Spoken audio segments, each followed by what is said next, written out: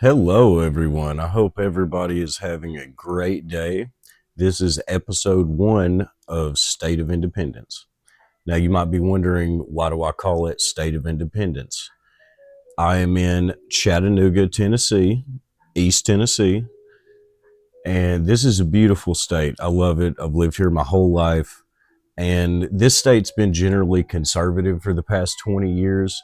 But if you go around and talk to the citizens of the state, they pretty much all agree on a lot of the same things. They're very independent minded, but the conservatives just seem to kind of win overall because that's generally where a rural farm country type community kind of leans towards, and understandably so. But we've been under conservative control for like the past 20 years. And yeah, Tennessee does have a lot of really nice things. Like, I do appreciate the fact that we have a strong Second Amendment in this state. And it really, just compared to all the other states, maybe besides Texas, we have a lot of like very lax restrictions on guns. And I'm sure there's a lot of Democrats that are upset about that. But there's a lot of things we can come to the table and agree on. There's not as much access to healthcare as a lot of people would like to have. Our poverty rates are pretty bad. The income inequality is pretty big in this state. I think we're the 38th state for median household wealth. And I think the top 5% of citizens in Tennessee control 6 times more money than the general like middle class. So, there are a lot of issues we could address. Teachers really don't have that good a pay in this state. And they just passed a school choice voucher program, which a lot of people are excited about. And some Republicans are championing the idea of school choice, but I'm worried that you're kind of leaving public schools and teachers hanging. But either way, I think this state really has the potential to be like the perfect model for an independent state. I think that a lot of the pseudo conservative minded people and a lot of the liberal minded people that live in the cities, younger people that are somewhat progressive minded, I think we could come to the table and really have a lot of things we agree on and actually push legislation forward that helps the actual everyday citizen of Tennessee and doesn't just promote what is best for a corporation, or like, oh, we saved these billionaires a ton of money and we have a little bit of a surplus this year. But, we're still leaving a lot of other people in the dust. We have like drug addiction, alcohol addiction rates that are just through the roof, especially the state of Tennessee specifically has got like some pretty bad drug and alcohol addiction. And there's not really the best rehabilitation services here. And a lot of it ends up being like you get locked up as a criminal because you're doing drugs. And you can eventually get rehabilitation that way, but it would be kind of nice if you didn't have to destroy your life first to get there. And on that same note, though, I mean, I understand like in California and Portland, Oregon, Washington, those places, they're basically just being tolerant and lax to drug use out on the streets and giving people needles. And like, yeah, giving people clean needles is a good thing, but it's like you're also incentivizing the heck out of drug use. So like, there's got to be some like middle ground here. We have got to help the people of our state that are in dire need. There are people committing suicide at just crazy rates. People's happiness levels are lower than they've ever been. Mental health really needs to be addressed.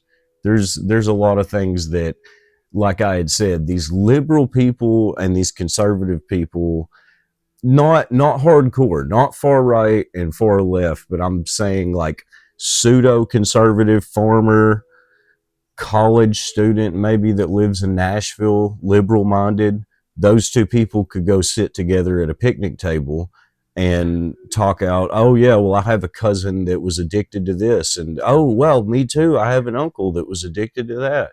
and they figure out they have a lot in common, and they both agree on something that the taxpayers would be happy to pay for or find other ways to fund it to help people get off of these drugs. We've never seen an epidemic like this. So Tennessee, to me, just if we just got a few of our priorities together, and if we just got some of those citizens at that table talking together, and we all kind of just decided as a group, we want more, we want better representation, we want to feel like it's a government that is for and by the people, I think we will start seeing some of that real change. And another reason I call it State of Independence is because it's a state of mind. Being independent is definitely a state of mind. When I was growing up, I had an uncle, and he used to always tell me that he was independent when he voted. And at first, I was like, what does that mean, you're independent? And he said that he actually sits down and listens to what each candidate has to say, and he decides which one is going to be better for him, which one seems better suited for the job. And yes, I admire anybody that does that. That's how I've still kind of voted recently. But when both parties are just so run into the ground that neither one of them is really getting you anywhere, how do you even make that decision at this point? So each party is so bought out by multiple special interest groups, corporations, foreign PACs that donate money, that all of the decisions trickle down from the top. And if you join the Democrat Party, the Republican Party, and you're a young renegade politician and you want to go in and make a difference, they're kind of not really going to work with you or let you do that, because the higher ups in the party get paid by these special interest groups that pay for their elections every cycle, and they don't like these things. They don't like some of these words being said. They don't like the phrase oligarchy. They don't. Yeah, it's crazy how a lot of it works. So we need to see more options. We need to see people that are not bought out by a party. We need people before the party. So I would love to see more third party independent candidates. And we actually have one coming up in District 7. His name is escaping me right now. I'm sorry. But I believe it was Mark Green that was the previous representative in District 7 here in Tennessee. District 7 is basically Nashville going down to the bottom of Tennessee on the Alabama line. And it's a lot of middle Tennessee and west Tennessee. And either way, the previous representative, Mark Green, I believe his name was, sorry, don't hold me to that. I might have some of my names crossed up today. But he was endorsed by Trump. He was previously a representative the last cycle, and he was going to retire. And for some reason, he was talked into running one more time. So he ran again in 2022. He was endorsed by Trump. He won. And then recently, he had an offer to take a job in the private sector and just decided, okay, I'm going to retire early and I'm going to step down from being a representative. And now there's going to be a special election to fill his seat. So we have an independent candidate coming up that is going to run in District 7. I'm very excited to see that race, because it's not your midterm race that you're going to have flooded with hundreds of candidates that you're hearing about all over the news. It's going to be a special election. You only have like a handful of seats right now that are being contested in Congress because a few of the Democrat representatives died. And then you have this Republican here in Tennessee that has stepped down, retired early. And there's another Republican, I forgot what their situation was. But there's going to be a special election coming up 2025 to replace this. And if we were to get an independent candidate in that seat, you might be thinking, oh, well, yeah, that's just one independent representative in a house of like all of these other people with a majority. And yeah, but the majority is actually so slim right now. It's crazy. Like the Republicans only have a slight majority by a few seats.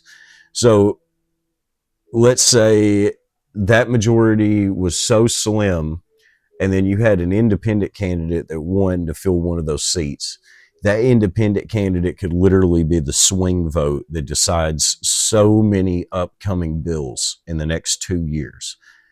And, you know, that one swing vote, you're thinking, oh, well, that's not going to do much. That swing vote has leverage to convince the whichever side. So that leverage can put things into bills that are actually good for the people, that would be good for people who are independent minded. So whenever they're passing a bill, let's say the Democrats offered, if you vote our way on the bill, we will add in expansions for voter access and open primaries and this and that. That's just an example. It's hard to hammer down the details on that, but that would be a perfect example of how an independent representative would align itself with a certain party for one vote to get something from them, because that's the game that we're playing at this point. I mean, you literally have to go in there and use whatever leverage you can if a bill is going to pass, or if you can tank it by your one vote, and maximize what you can do. I mean, that's one of the reasons why Donald Trump is so popular, is because he squeezes people. He uses leverage. He goes in and he waits for the right opportunity when people are weak, when they're vulnerable. He squeezes them and he gets exactly what he wants. And, you know, I'm not saying that like he's a flawless, perfect leader, because, yeah, definitely not. But in business negotiation, previously in his past as a business person, that's how he's operated.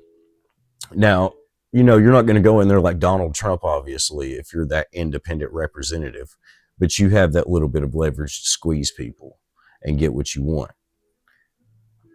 And yeah, that's just a whole new perspective to think of, because if you saw that one representative start to make a trickle effect, a domino effect of that little bit of leverage, it would start opening people's minds for the 2026 midterms.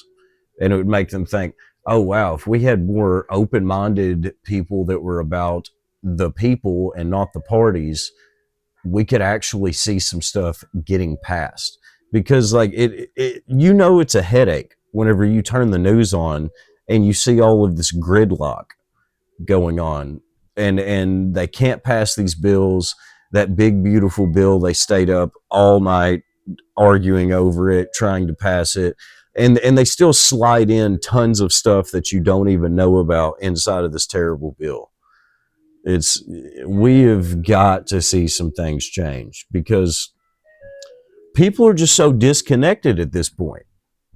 Like, the people feel the system is so broken, and they turn the news on, they see this gridlock, they see the culture wars, they see that we're $36 trillion in debt, and they're just like, man, what are you going to do about it at this point? We're kind of just riding the ship till it crashes.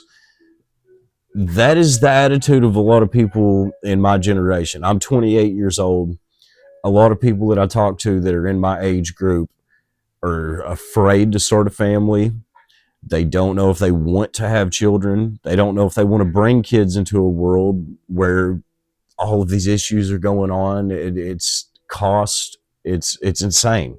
Like, at the moment, I own my own home. I'm extremely lucky for that. It's like almost a miracle.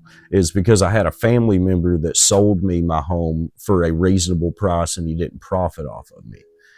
But if I was to have one or two children right now, it'd be kind of hard for me to have gotten this home, to have paid for this home.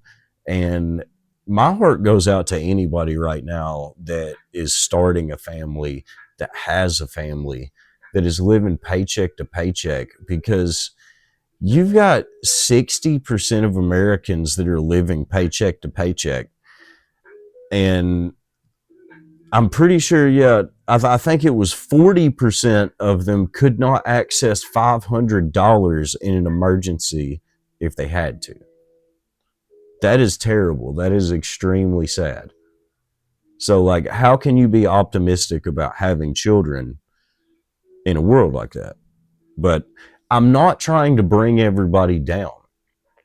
I'm just saying that if we don't all look up and start trying to be a little bit more informed and a little bit more involved, it's really going to get worse. It's just going to keep getting a lot worse. It's going to go downhill quick. Our debt is going to keep spiraling. The family structure is already basically being destroyed. Our fertility rates are going down. Some of our birth rates are going down. There's a lot of things that need to be addressed. Like I had previously said, suicide rates, drug addiction. We have to start doing something about it right now. Because whenever I talk to people that are in the baby boomer generation about some of these issues, they give me the answer or the attitude of, well, I guess that's your problem to fix. Because they know they're not going to be around for it whenever it really starts getting bad. And that's sad. That's terrible. That you shouldn't leave your future generations like that. But that's the reality. That's what we're living in. So if we want to have a future that's worth having, we have to get up and take it back ourselves. We are slowly losing rights as citizens.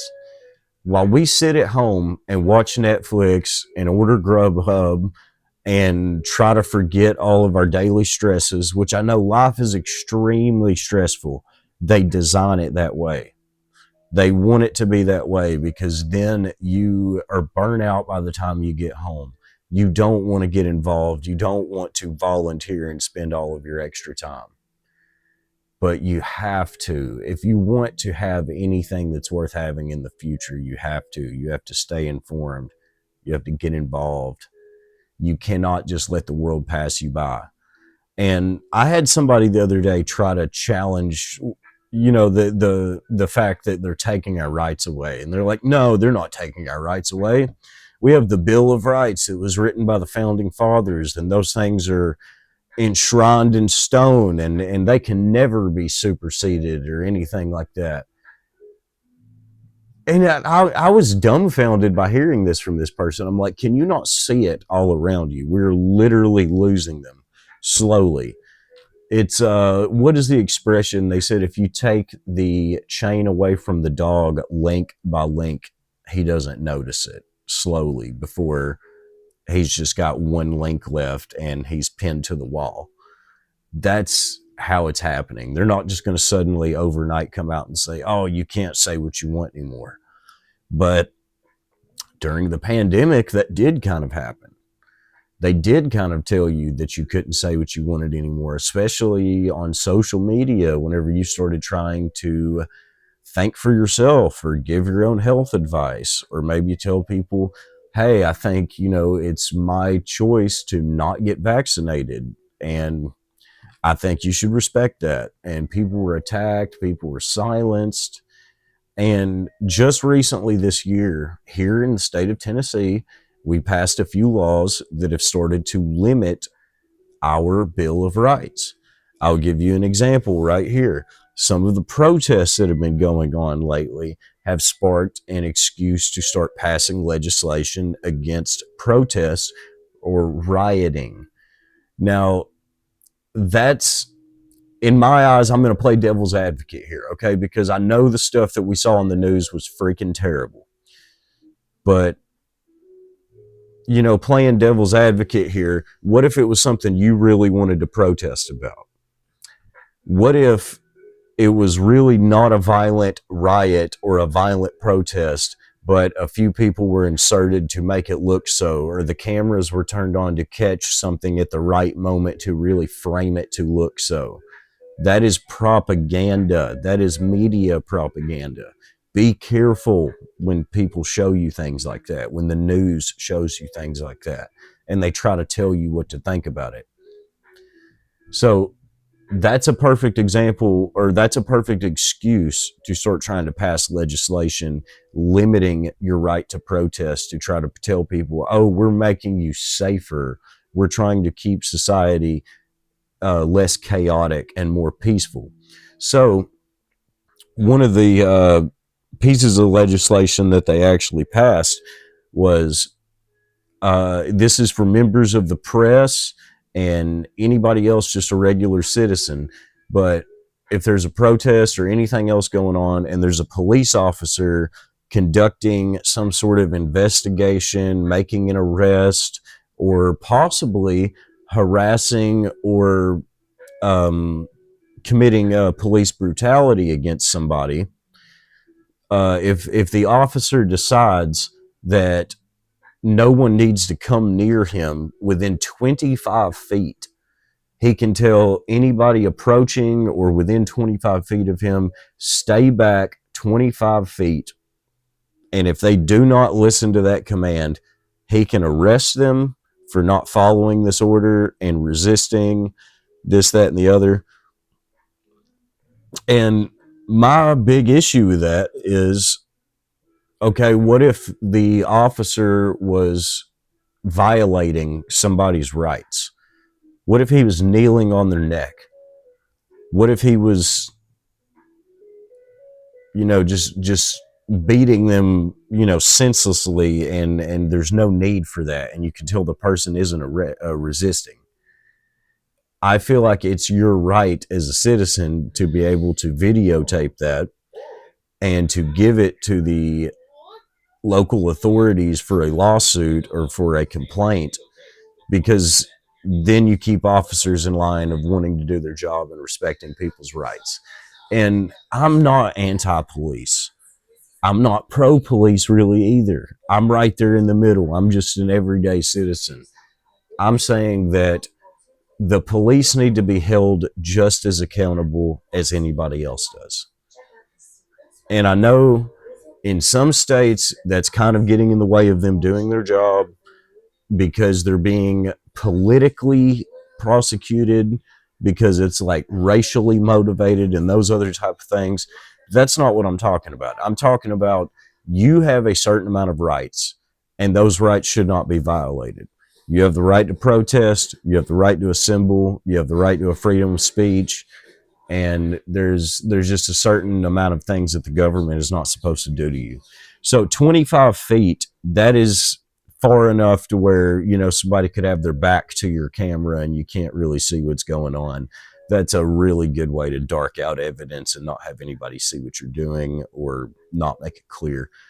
Either way, I'm not a fan of that, because they were protesting immigration, and feel however you want about the immigration situation. It's a mess. It's very complicated.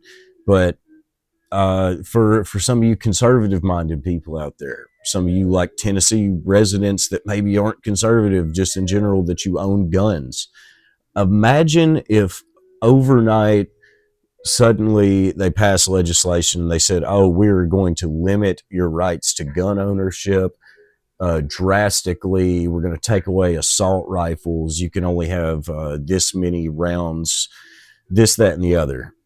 That would make a lot of people very upset. I've lived in the state of Tennessee my whole life, and we really love our guns here.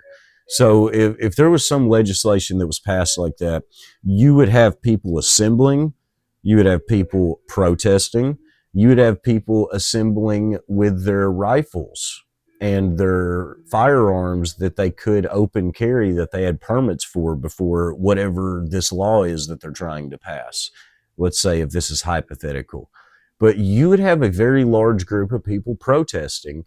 And if, let's say, the media or the authorities wanted to frame it to look violent, i.e. like the January 6th event, that one's a complicated mess too, but, some of that was kind of framed to look violent more than it was. It's media propaganda. So it makes me very hesitant on some of those types of things. So be careful. Don't limit your own rights.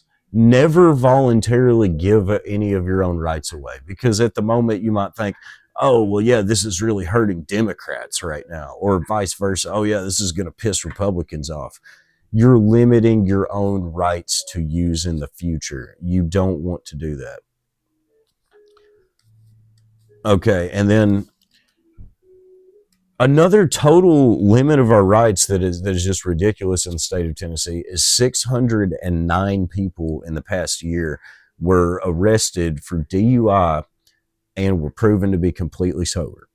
This is sober of drugs and alcohol, but I don't know what it is, but it's all over the state of Tennessee. People are being pulled over and they randomly will just be like, oh, you smell like alcohol, you smell like marijuana, or your eyes are glossy, this and that.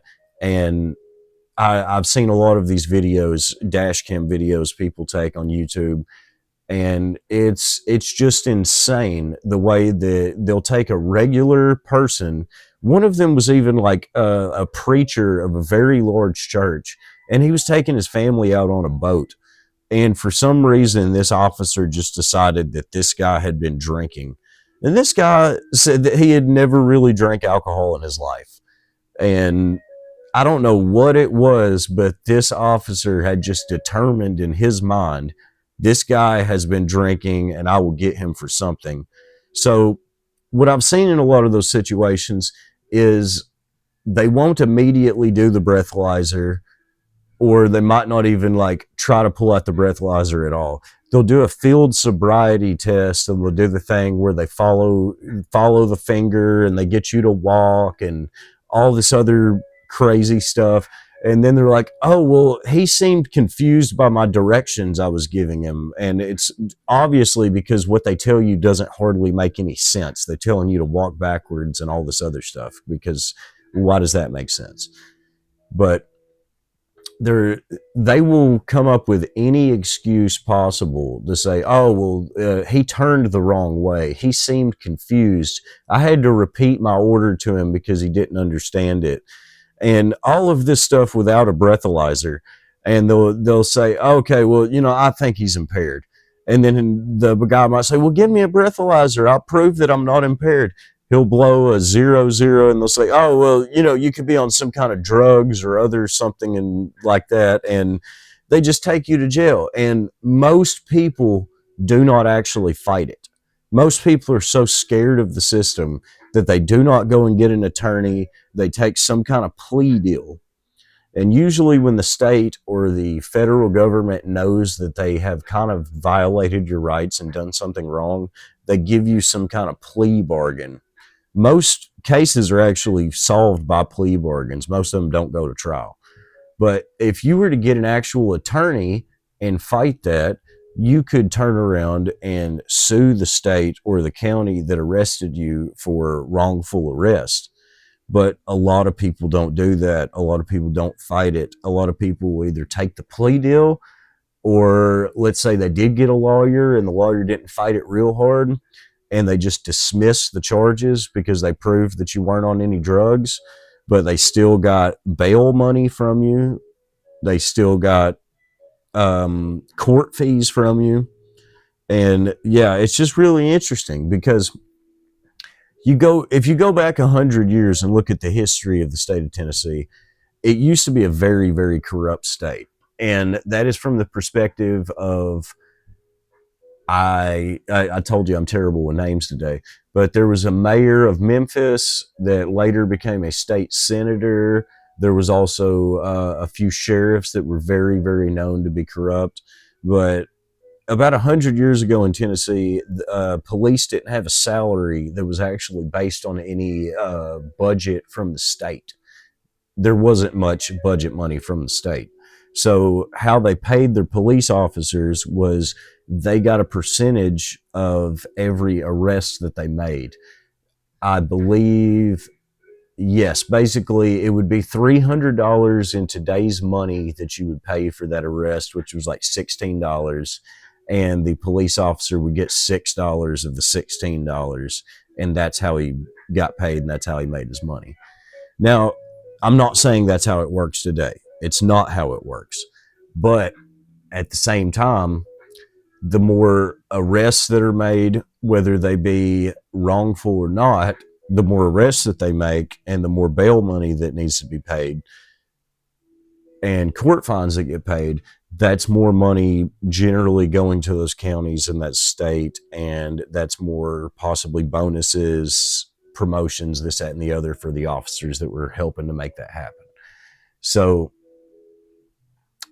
watch out. Know your rights.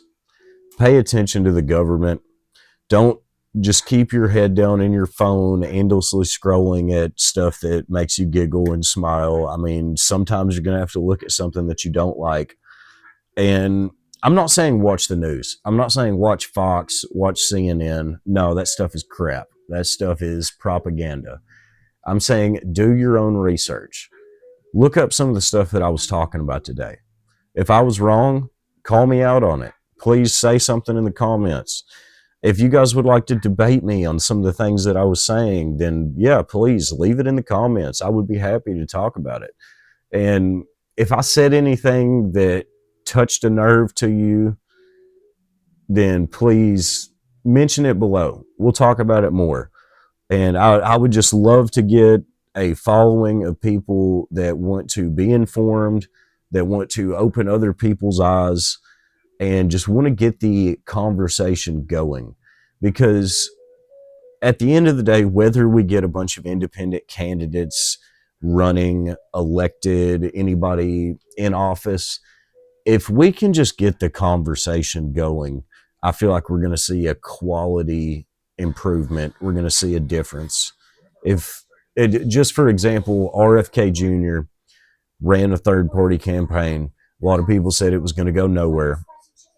And, you know, he wasn't going to win. I see that. But he changed the conversation. He got Donald Trump saying some things that he previously never said, never talked about, and he got him to implement an agenda that is helping Americans with taking the food dyes out, some of the terrible processed products out of our food. And, you know, I'm sure HHS might be doing some things that you personally might not be happy with. I'm not saying that I endorse everything that he does, but either way, get the conversation going. Let's get some of this stuff out there. Let's air some of our grievances. Let's say why we don't trust the system. Let's say what we want to see different. Let's see if we can make it happen. And let's put pressure on our representatives that are already in office, because if there were enough of us talking about something that we really wanted, and we just never left our representatives alone and just rang their phone off the hook, and we just told them, hey, we want this, and if you don't give it to us, we're going to vote somebody else in next time, you would start seeing more of a difference. And that's just what I would love to see, is a community that's involved, a community that wants to see change, that wants to see something that's good for everybody. So I hope you guys have a wonderful week, and I hope you've enjoyed this conversation. And I'm going to be back with you next week to talk some more. I might have a guest. It might just be me again. But either way, it was fun talking to you guys, and have a good one.